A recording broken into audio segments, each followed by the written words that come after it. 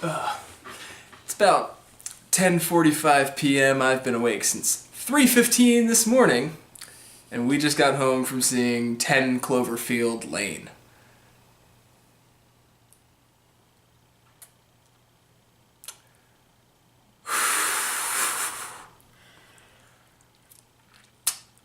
Wow. Yeah.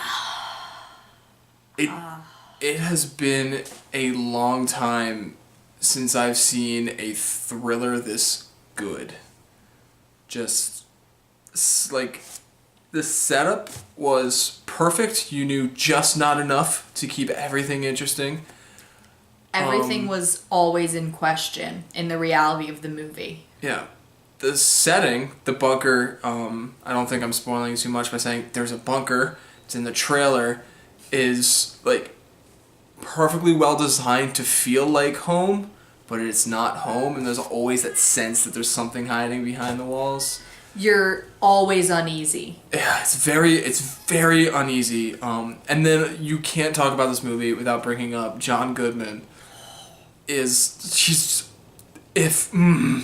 this wasn't the type of movie it is, there'd be Oscar buzz already. It's so good. He is on another plane in this movie. He is a force in this film.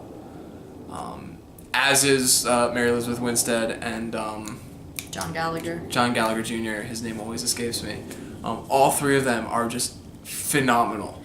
There's a specific moment that I am thinking of that he brings to mind with this is they're playing charades.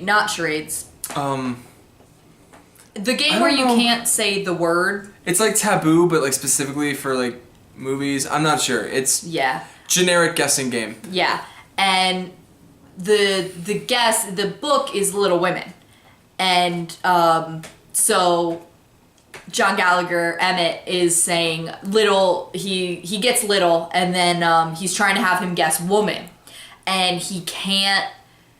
John Goodman's character can't say the word woman. He says girl, child, princess, but he can't say the word woman. And we're not going to talk about why. No, but it's just so telling for that character. It doesn't take a lot. These all three of these actors are so skilled at what they do in this movie that with one line you know all three of them. And it's absolutely. And the rest of the movie just builds the tension, doesn't let up, and it just keeps building until the climax.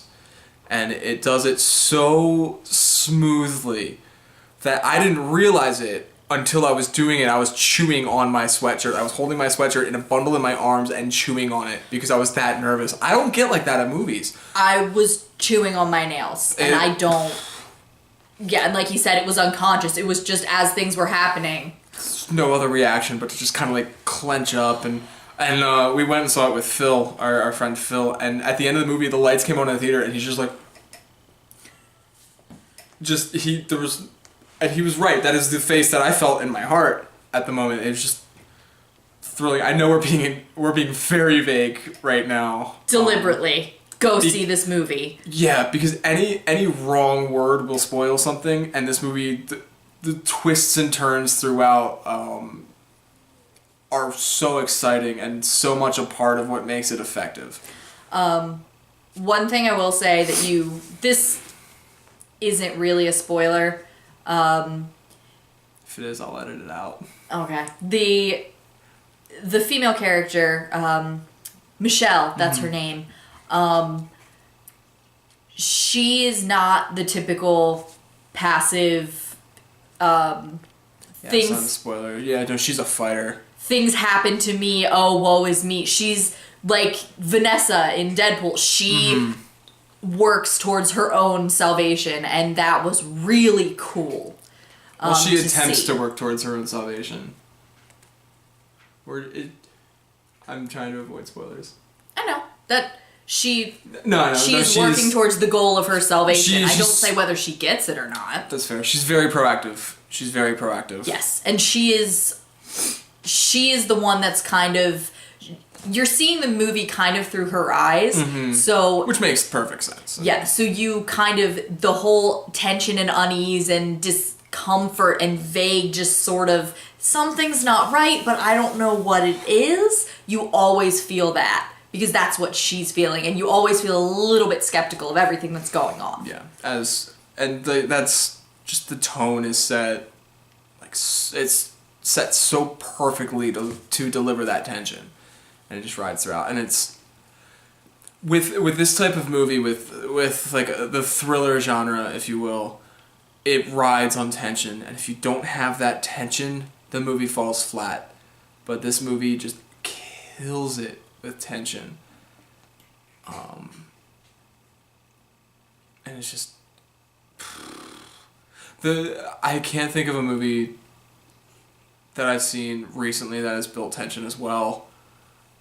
The closest thing I can think of is the movie Panic Room, which I've always enjoyed, and I still remember the first time I saw it when I was in high school, and I felt pretty much the same way I felt tonight watching it. I know that movie, it's like, oh, it's Kristen Stewart, whatever. I really enjoy that movie, and I think is a little underrated. But this movie is just, 10 Cloverfield Lane was just fantastic. Just a delightful, no, not delightful, but a very, very strong film. It was uncomfortable and claustrophobic and tense, and I don't like thrillers, and I really liked this movie. Yeah, we had to walk around Burbank for an hour just to breathe fresh air after the movie. Yeah. It's just, it's so, it just hits you right in the, I'm trying to figure out how to word this.